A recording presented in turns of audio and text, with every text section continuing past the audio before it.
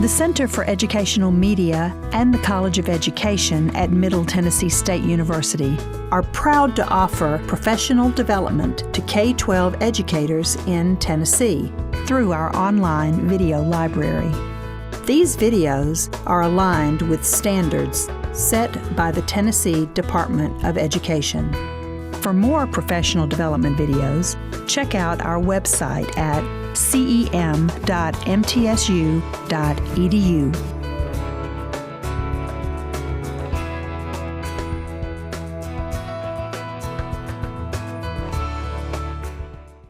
So what we're going to do during this segment and the segments after lunch is we're going to dive a little bit deeper into some of the content that is surrounding the Great Depression and some of the specific topics. So in this one, we're going to look a little bit about the role of bank failures and bank panics. So just like you did for these other segments, thinking about the ESP, think about ways or information that might be provided on here that's new or different. We're going back to our video series, and this comes out of our Federal Reserve Bank of St. Louis. The speaker, his name is Dave Wheelock. He's one of our economists in St. Louis and has a really great background and understanding of the Great Depression, and that's why we're using these video clips of him. It's also affiliated with another resource that we have that's the Great Depression curriculum, and we'll do a couple of different activities out of that today as well. So Maria, do you want to kick us off with this video?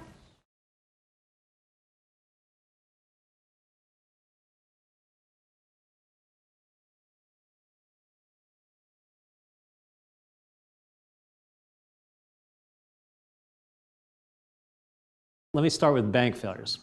Obviously, we've had a lot of bank failures in the last 2 or 3 years. I mentioned a moment ago we had 7,000 banks fail during the Great Depression as opposed to a few hundred recently.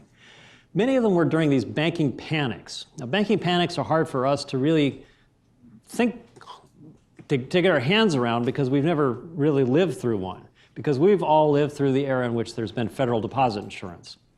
So as Scott mentioned a moment ago, I used to teach at the University of Texas back in the 1980s following the collapse of oil prices, and Texas had a big wipeout of their banking system and all these savings and loans were going under. I had my money in a shaky savings and loan in Austin, Texas. And they'd publish their balance sheet in the paper every now and then, and I could see that it was going down the tubes. I knew some money in banking. I happened to be talking to my mother once on the phone, my mother had lived through the Great Depression, and I had mentioned the fact that I have my checking account with this shaky savings loan. She said, "Why would you do that? You know, your grandfather lost all of his money when the bank failed in the 1930s. It would be crazy to keep your money in a." I said, "No, Mom, there's deposit insurance. If I don't get my money back from the FDIC, we got much worse troubles than you know." I had complete faith that the federal government was going to stand behind the Federal Deposit Insurance Corporation or the Federal Savings Loan Insurance Corporation at that time. So I had no reason to run on my bank. But in the 1930s, that's exactly what people did. They saw their neighbor's bank fail. What's the rational thing to do? You run to your bank, get all your money out, put it in a coffee can, bury it in the backyard, or stuff it under your mattress. You want to hold that money, you want to hold your wealth in the form of cash because it's the only asset you can really count on. You can't count on your bank deposit because you don't know if tomorrow your bank will still be open and you'll be able to get your cash out. So people, when they got fearful about the safety of the banking system, they would run on their banks, get in line as quickly as they could, and get their cash out before the bank closed its doors. And in a banking system, banks never have in reserve or cash in the vault or other forms of liquid assets. They never have as much as what they owe their depositors in the form of their checking accounts or their savings accounts. In other words, the bank's liabilities, which are your deposits, will greatly exceed their cash assets because most of what they have is invested in loans and securities. That's the business of banking. Otherwise, they wouldn't be doing it. Ordinarily, it works. But when depositors lose faith in the safety of the banks, it doesn't work. So what happens when banks fail? That can be contractionary. One is simply a decline in expenditures. My other grandfather, the one who lost his job altogether, had money in 2 banks. He was diversified in Texas. One of them failed. He lost half his wealth overnight. Okay? You lose half your wealth, you're going to spend less. There's research has been done. A professor at Indiana University years ago did a study in which he showed that locations around the country that had more bank failures had larger declines in spending. Local consumption, local sales taxes went down, local retail sales went down. So there's a direct effect. If people lose money, they spend less. There's another channel. Ben Bernanke, when he was an academic, did a lot of research, including some research on the Great Depression. He did a study of the effects of bank failures during the 1930s, in which he argued that one of the problems was that when banks fail, that severed relationships that borrowers had with those banks. And lending is all about knowing your customer, or at least it was in those days before we had credit bureaus and credit reports and FICO scores and all the quantitative information we had today. It was all about building trust and building a relationship. You're a small business owner, you go to a bank, you want to borrow money, the banker says, I don't know you, I've never lent any money to you, but you look like an honest character, so I'll lend you a little bit. And if it turns out to be good, maybe next time we'll make a little more. Well, if you're a successful business person, you're smart, you get the income, you repay your loan, next time around you're going to get a bigger loan, and so forth. Well, suppose that banker fails. He goes out of business because he's insolvent, he's lost all the cash out of his vault. And so now you're the small business person, you have to go to find a new bank. You go into the new bank and say, I'd like to borrow money. The banker looks at you and say, I don't know you, I've never seen you. I'm not going to lend you any money.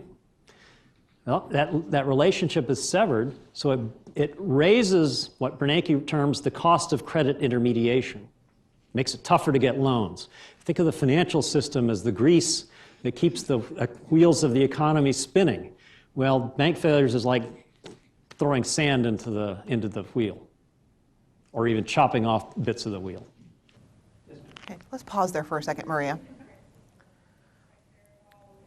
Okay, so there's some things that are discussed in here that I want us to be sure that we talk about so we don't forget to talk about them, one, okay? Because there's a lot of content that we're going through. So one of the things, let's compare and contrast banks at that time, 1929, 1930s, how is that situation then different than now? Why were there all these bank panics? Why were there the runs on the banks? Well, our money's insured now. Our money's insured now. Our money's insured now, right. So we have what we call FDIC, Federal Deposit Insurance Corporation, or NCUA, National Credit Union Administration, that is backing our full faith in our exit. We say we feel good about putting our funds in banks and knowing that they're insured, right? And so how much are your accounts insured for?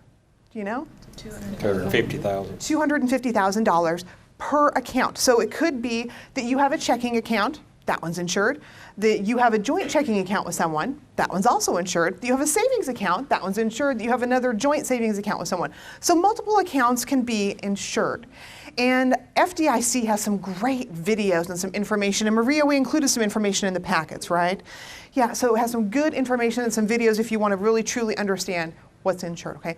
So and FDIC insurance came around during the Great Depression in part because of this, right? To help us have that full faith that our money's going to be there. Now, the other point that he made was number of bank failures. So our recent history that we're thinking about, what our memory thinks of, Great Recession, right? And Great Recession compared to Great Depression, significant bank failures, fewer. But we still did have some bank failures that happened. And that happened on occasion because banks just were not solvent, have not been managed well, invested too heavily in one place. That D word, do you remember that D word that we think of when we're investing too? Diversification. And what does that mean? Spreading out your risk. So Maria, you want to mention diversification? That's kind of your area. So remember when we talk about mutual funds, we invest in mutual funds to diversify. So he was talking about his grandfather diversifying by having his money in two banks. And one of the things that's important to think about, we think about all the banks that failed in the 1920s and 30s, is they were smaller banks too. So little hometown banks where people had their money. And it didn't take a big run, a whole lot of people running to the bank, because just like now, again, they loan out the vast majority of their money. Now banks, what is the reserve requirement about? My econ teachers. Pardon? And I'll say it depends. It depends on the size. So it's generally 0 to 10%. Really small financial institutions don't have to keep anything on hand just because their risk factor They is have less than $15 million, they're not required to keep money on hand. And by on hand, what do we mean by on hand today when we're talking about reserves? They keep it where? In the vault or with the reserve. In the vault or in an account with the Fed. So it could be, not everything is cash in a vault. When we think of money today, there's a lot of that electronic that it could be in an account with the Fed as well. Okay. All right. I've always wondered this. Isn't that just a smidgen counterintuitive that the smaller bank doesn't have to have any reserve, but yet the smaller bank doesn't take that much of a hit in order to make it fail? Like, that always just kind of crawled all over me. I'm like, wait a minute, that's not right. So why is that?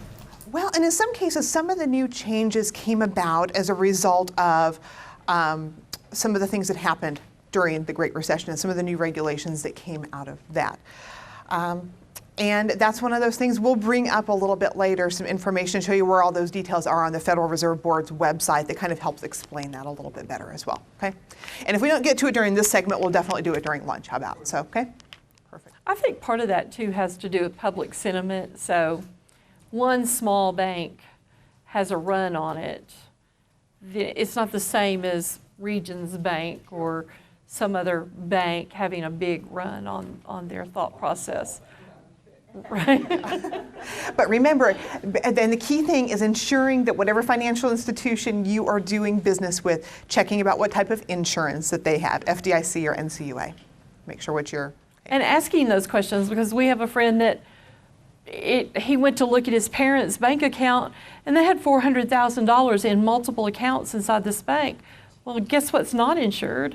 The $150,000 over each one of those bank balances in the balance. So, you know, if you've got that kind of money in a bank, then you need to make sure you have an eye on it. Yeah.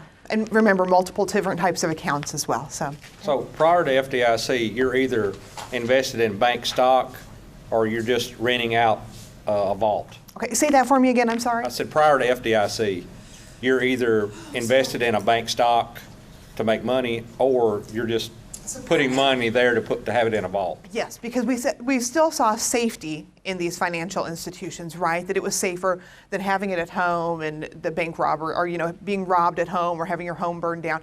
And even still, kind of, we have that issue with a lot of people not having, especially when we have people who are coming to the U.S. for the first time and have not had stable financial systems in their countries, having that trust in financial institutions. So luckily we have a good, stable financial system that we can have that trust in, but helping some of our students in many situations see that our financial institutions are a good, safe place to be able to put their funds. Absolutely. Okay. All right, so we talked about diversity, we talked about FDIC and NCUA. The other thing I wanted to talk about, because Dave Wheelock mentioned Ben Bernanke. Okay, who is Ben Bernanke? He was our one of our previous Federal Reserve chairs, and we were in a very good position when he happened to be chair, because he's a scholar of the Great Depression, and he was the chair when we were during the Great Recession, and provided some really good leadership for the Federal Reserve during that time period, because he said we won't make the same mistakes that the Fed made during the Great Depression. And so he was the right person, thank goodness, for us to have in place during that time frame. Okay, so a real scholar of the Great Depression. So that's who he's referring to there. So, all right, any other questions or comments about this segment so far? Okay, so I think we talked about the key points so far. So let's watch the rest of this.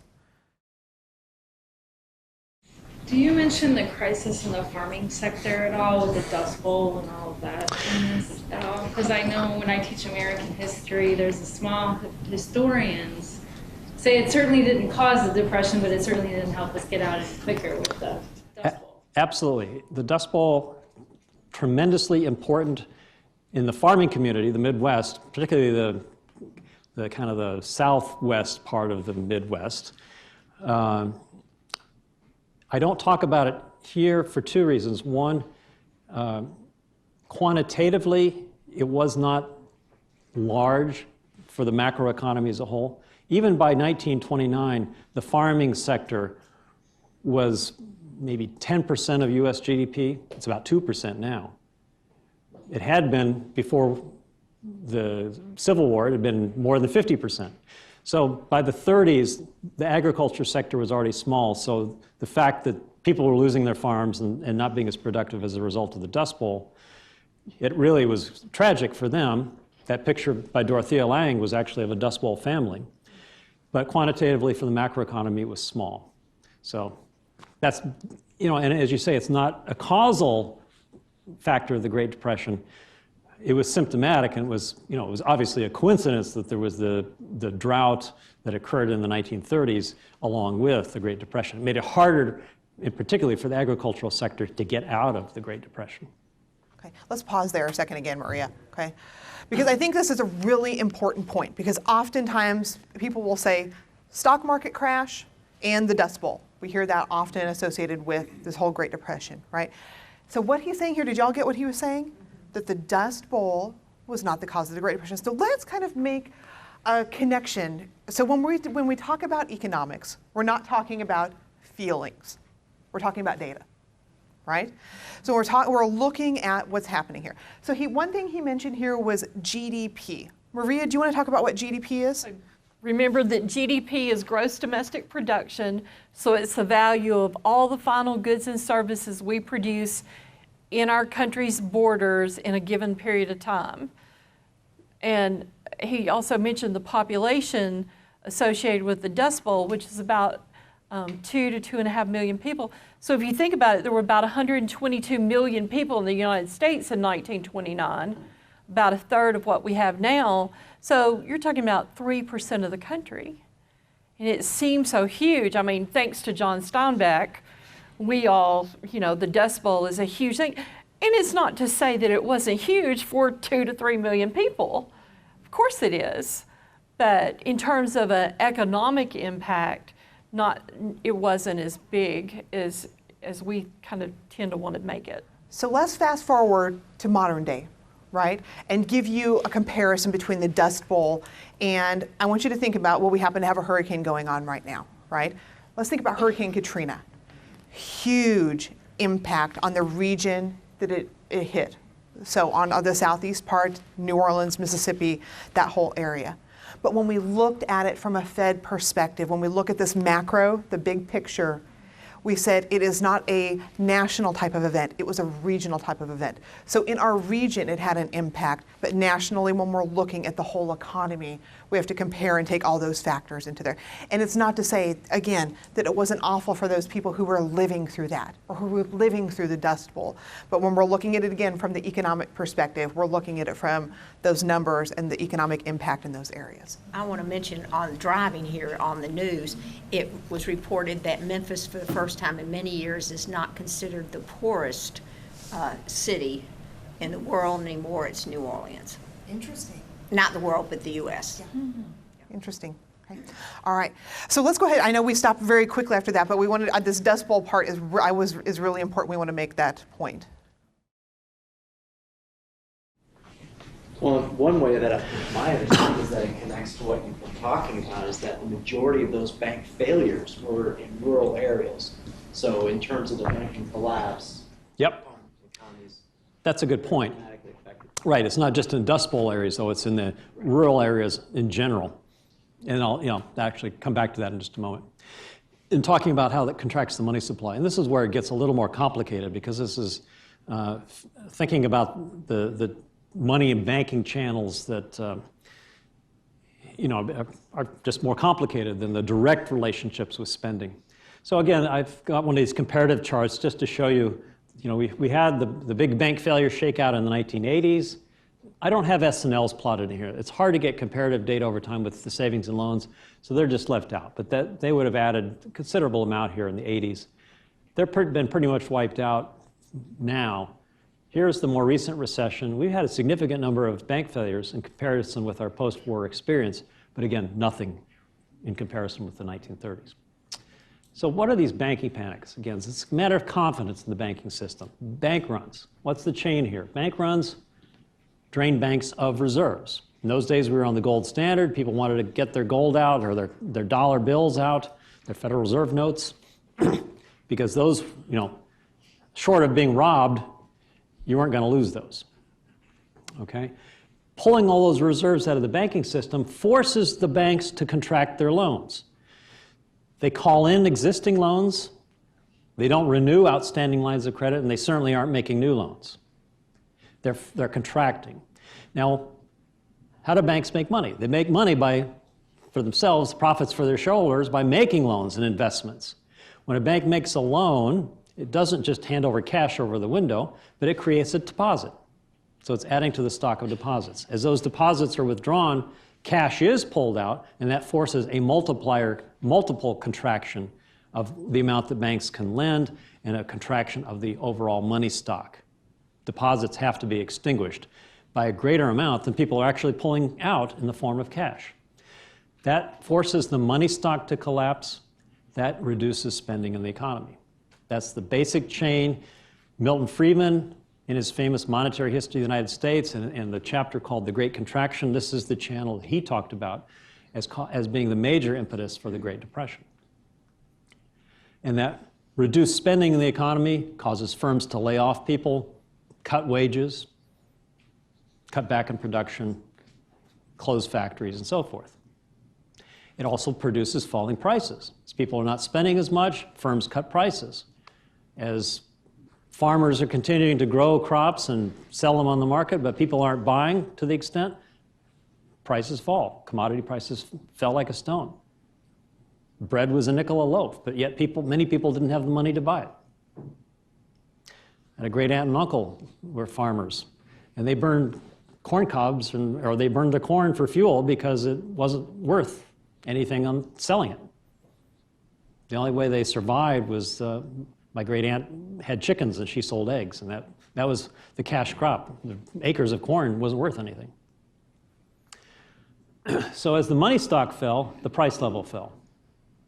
When the money stock stabilized and began to rise from 1933 on, the price level stabilized and the economy started to grow again, as reflected here. M2 is a broad measure of the money supply that includes all forms of deposits. That comes down, GDP comes down. Money supply goes up, GDP goes up. There was a recession in 1937-38. Some argue because the money supply fell. When the money supply recovered, the economy started expanding again. That is the monetary explanation for the Great Depression. Bank failures, bank runs cause a contraction of the money supply, causes a decline in spending, investing, and GDP. Okay. So I think he does a pretty good job of summarizing the whole bank panic type thing. There's another video, and we've included that link on your agenda, and we'll send this out electronically for all of you too. But it's one that talks about the role of the Fed and what we didn't do in response to some of the things that we could have and should have done. So Maria, would you mind pulling up, there's one of the tabs that's on there for us. Next one, maybe. There we go. Okay, so one of the other things that we have on there is, and scrolled, I think that this is really interesting. So it tells us about, first the picture, what's the picture of during that time frame? What's happening there? Is that a run on a bank? Possibly a bank panic, right? Or bank failure where people are making a run on the bank there and everything. So, okay. And Maria, go back up to I want to see the verbiage. It's right up above there, okay? Do you see where it says here, the U.S. appeared to be poised for economic recovery following the stock market crash of 1929. So we had a dip. Okay, but then what happened? The bank panics. Okay, so and then Maria, scroll down a little bit for us, and what this next paragraph here, stop right there. So it tells us here that there had been previous contractions in 20, 23, and 26 that lasted for about 15 months. You know how long our recession lasted for in 2007 to 2009? About 15 months. Interesting? Yeah. So it could have been much worse had we not responded in ways. Now, it's not to say that the situation that we went through wasn't bad, our most recent Great Recession, but when you look at it in these terms, some of the things that happened during this time frame, the banking crisis is really what led us down into that Great Depression. So one of the points that we want to make here, and this is what Ben Bernanke always said, right? Something similar to this, like, we learned, and as a result, here's some of the things the Fed learned. The importance of money, credit, and safe financial system in maintaining a stable economy. We got that, we're working on that. Some of the things, again, that we learned during the Great Recession and the changes that were made to help stabilize and make a more safer and sound banking system. Again, we're learning from those things. And price stability. One of the other points that was made in the video was this concept of, and there was somebody, we had said a word over here, I saw inflation, and then we may have had some inflation before Depression, but during the Depression, what were we experiencing? Inflation or deflation? Deflation. Deflation is one that the Fed is not, we get really worried about deflation because recovering from dropping prices, because initially it sounds like, woo, it's a sale, right? I'm going to wait and see how much longer and see how low these prices can go before I'll buy. Well, eventually it's kind of that trickle-down effect. You might be waiting and then suddenly you're losing your job because people aren't buying, and it's this one sort of thing. It goes, over and over and gets us into a bad situation. We have tools for inflation, and to have a healthy, growing economy, the Fed aims to have about a 2% inflation rate, is what our target is. Okay. All right. Did you want to take us through the other activity now? Sure. So in your packet, there's a single page that says budget scenarios, and it says teacher. Imagine that I picked the one that's for the teacher. It's a one page. It has 1928, 1933 in the columns. Yeah, oh, well, there you go. It's the yellow page. I bragged about creating that in yellow, and then I forgot I'd done it in yellow.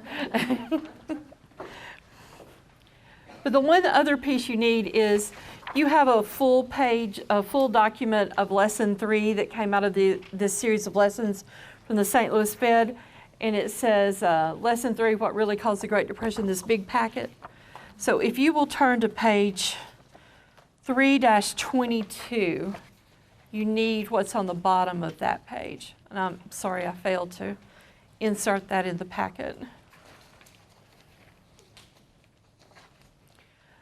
Okay, so our budget scenario, we hand me that sheet of paper. Thank you. Up at the top it says you're a teacher in 1928 earning an annual after-tax income of $2,300. That's annually. Wow. The table below shows what percent of your income you spend on various categories. Use the percentages indicated to determine the dollar amount spent on each category. Be sure the total dollars spent equals $2,300. After you've completed the 1928 column, read the card your group received for 1933 and complete the columns below. So essentially this is putting your students through the math of the percentage of that is XYZ amount.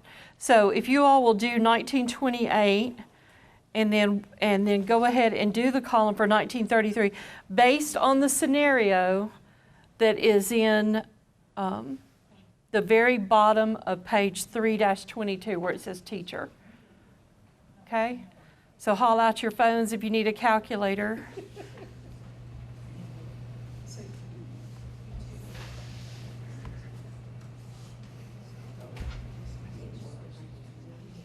Okay, so before you worry about getting to a perfectly balanced budget, talk to me about, the first question says, in general, what happened to your ability to buy goods and services in 1933 compared with 1928? It went down. It went down, right? So did anybody completely toss out a category, we're not putting any money there? Where? Saving. Yeah. She tried, I wouldn't let her. I said that we had to get rid of the miscellaneous and the clothes first because we had to add to our food budget to have 5 more people living under your house. There's no way that you could even, I mean, unless you're eating top ramen and that gets old, believe me, I know. I'm not sure they had ramen in 1933 either. I don't know how they got by without that. You know, my thought with the saving thing too is my wealth is decreased because of all the bank crashes. I'm going to put money in a bank somewhere. So probably not. What else? Where else did you cut money? Miscellaneous. Miscellaneous, whatever that is. Mm-hmm. Where else? Transportation. Transportation. You're just going to have to hoof it to church and to the store when you can afford to go to the store and whatnot. Where else might you cut but the budget? Medical care. Medical care, absolutely. I mean, we know for a fact that families that live in poverty, a single person living below $440 a year now, they don't seek out medical care unless it's a dire emergency. So that would be something you cut. One of the other things that I thought about was clothing. Alan Greenspan had a great quote that he said that he could get a sense for the economy improving because people started buying what again? What was it? What kind of clothing? Shoes? No. Underwear. Underwear. Think about it. Well, my mother said back in the day, she was in the height of the Depression, that when she grew taller, they would add more material, and to hide that it was an addition layer or length, you would put little bric-a-brac. So that's where that came from. I guess, I don't know, but she would. I was poor when we were, my family was relatively poor. We weren't starving or anything. But my mom, I had lots of layers of rick-rack and whatnot, and another layer added to the bottom of something to make it longer. Now kids come to the university with blue jeans on that are so sliced up, and I'm like, I wore them that way when I was young, but we were too poor to do anything else if you tore it. And now you paid an extra $70 to have somebody do that for you. So I don't quite get that. Anybody else have any thoughts with all of this? I mean, what was the big challenge I gave you with your scenario for food? You can't just cut food, right? Because all of a sudden I gave you all those extra mouths to feed in that scenario. Just so you know, in that packet, there's also a construction worker, several other professions. So this would be a good thing to hand out to your students in small groups. That way they're all working on a different budget scenario a little bit. And each scenario has just you on your own in the current family situation. And the second one is always you've got extra mouths to feed in your house. Okay? Anybody have any questions about this?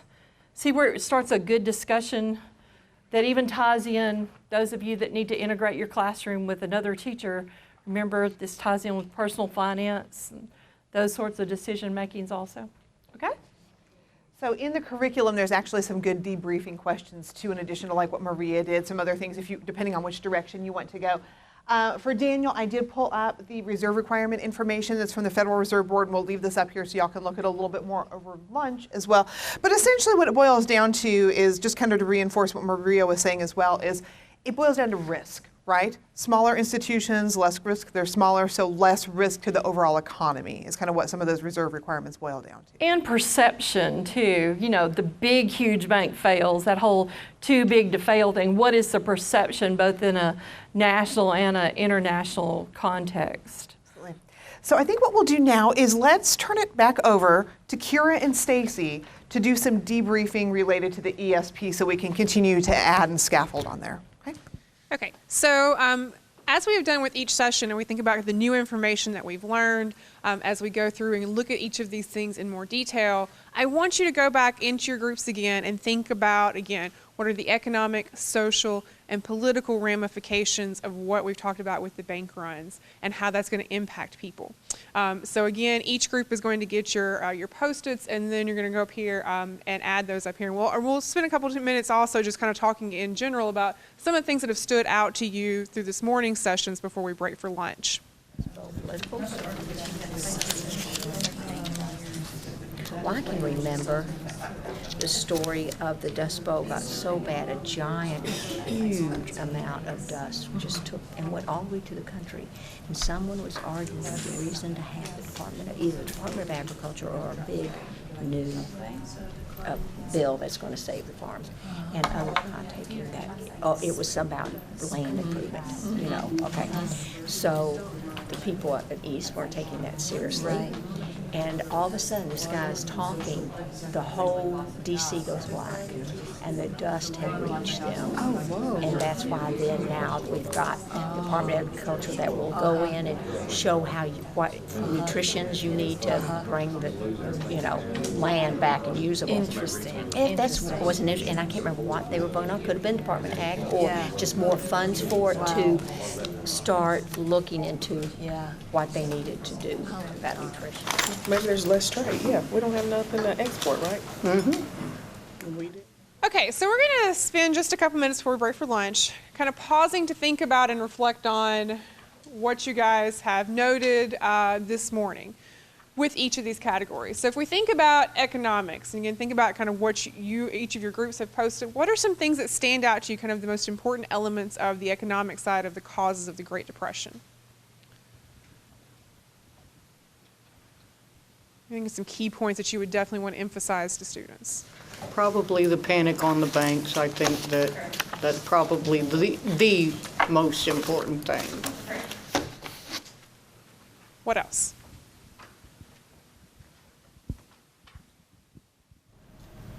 Well, I think you got to throw supply and demand in there. Okay. I mean, it's one of those things that, you know, it looks good for a while, but then somebody finally wakes up and realizes we got too many of these things. And at that point, something's got to give. Okay. My students have always struggled in the outset with figuring out where the money went. Like you tell them the stock market crashed and everybody lost all their money, and they go, but where'd it go? They want to figure out where that value went. So I think starting there to impress upon them where the value went, which is how you got to the stock market crash, which is how you got to the panics, like scaffolding all of that up is extremely important. Okay.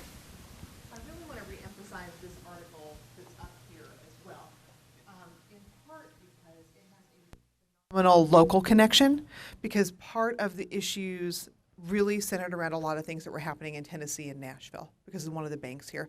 And this article talks about that. The other thing that happened as well with this money, so when the way that some of the money was being counted, and it talks about that in that very bottom paragraph there, was banks had, if somebody had written a check, both banks would have that money on their books. So it was being double counted in some cases. And so that's not something we do today. It's counted in one place or the other. But in this case, it was being double counted. So that was another issue that exacerbated the situation.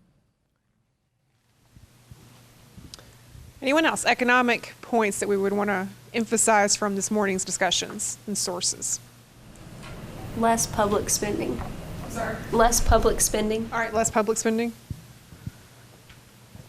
You ever think about the importance of, consumer spending even today? Like that's definitely a point to bring up, especially coming out of the 20s. Anybody else? So social. What are some of the social points that we see? So we think about all of the kind of economic policies and what was happening with that. So what are some of the social ramifications of those? See, I wanted to add the bank runs as a social, kind of a collective panic that's indicating behaviors. Yeah, so while it's both an economic thing, it's also a social thing because it indicates the mood of the people, right? Yeah, basically a consumer confidence all the way at the banking level, and there was none by the end of it. So if we think about the article and how it was like, everything's fine, really, it'll be okay, actually this is a good thing. So again, trying to calm that. Other social points. Well, if people are losing their money, then they're certainly not going to be wanting to contribute to causes or trying to work on equal rights for the underserved. I mean, if we want to take it that far. Well, actually, yeah, that would be a good point to bring up. So we think about, prior to this, prior to World War I, we have the progressive era, so people were very focused on issues and trying to do things to kind of improve the public good. Well, again, if we're all in the middle of an economic crisis, we're not so worried about some of those causes now. We're concerned more about making sure that we have a roof over our head and our families are fed, right? So those kind of things are pushed more to the side. Okay, and then lastly, political. What are some of the political points we would want to emphasize from this morning's discussion? A lack of government intervention. Okay. A lack of trade. Okay. Yeah, international trade. So kind of international relations, what's happening, especially in that post-World War I period, and so how those post-World War I policies are going to have an impact into the 20s and then definitely into the 30s when we get to the beginning of the Depression. So we talked about how we see that we sort of need our banking system to be backed or insured, protected. Yeah, so that there's a government role for making sure that private financial institutions are sound. I'm sure there were many more incidences before, but I thought it was a time which really emphasized the idea that politicians, without any monetary influence on the president, were going, no, don't sign the Tariff Act. And yet the big businesses who had greatly influenced, elections managed to have enough influence at that point to have him go ahead and sign that Smoot-Hawley. The other thing that I keep going back to is that we romanticize that, back in the day our politicians were for us, and that you could trust the people who were in charge. And you go back and you read newspaper articles like, no, they've been lying to us for 100 years or more. It's not new. So, it's that whole realization that we really do talk about the good old days when they might not necessarily have been so good. Yeah, so definitely bringing up the relationship between politicians and corporations and business and the wealthy versus the public and kind of the regular people. So yeah, so how all of that interaction worked and who exerted influence during the period. And I also think, and maybe it was just because of the piece that we did, but the newspaper influence and that whole thing was enlightening for me. I didn't realize that they've always had that kind of influence over stuff. Well, if you think about it, they actually probably had more of an influence at that period of time because that was how people got information. You didn't have social media, you didn't have ways that people could easily communicate outside of those large news organizations or their local news organizations. There was something that Daniel brought up after we were reading our article, was this idea of speaking through the newspaper on a level of, well, all of you understand what we're talking about when we're talking about these policies. And I'm sitting here like, no, I don't really get all this. Because people were relying on papers and some of this information was coming out, was there more information or financial literacy of that? Or is that a presumption on our part and we're all still struggling with these same financial literacy issues? That's a good question. And I would think another question to kind of go along with that, with the financial literacy, were they also better informed about policies and how the policies were impacting both them and the larger economy?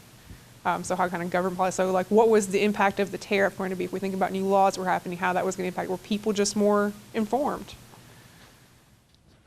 Well, and in part too, I will say the whole financial system now is much more complex than ever. So we just add layers onto what, and so today it is just much more complex as well.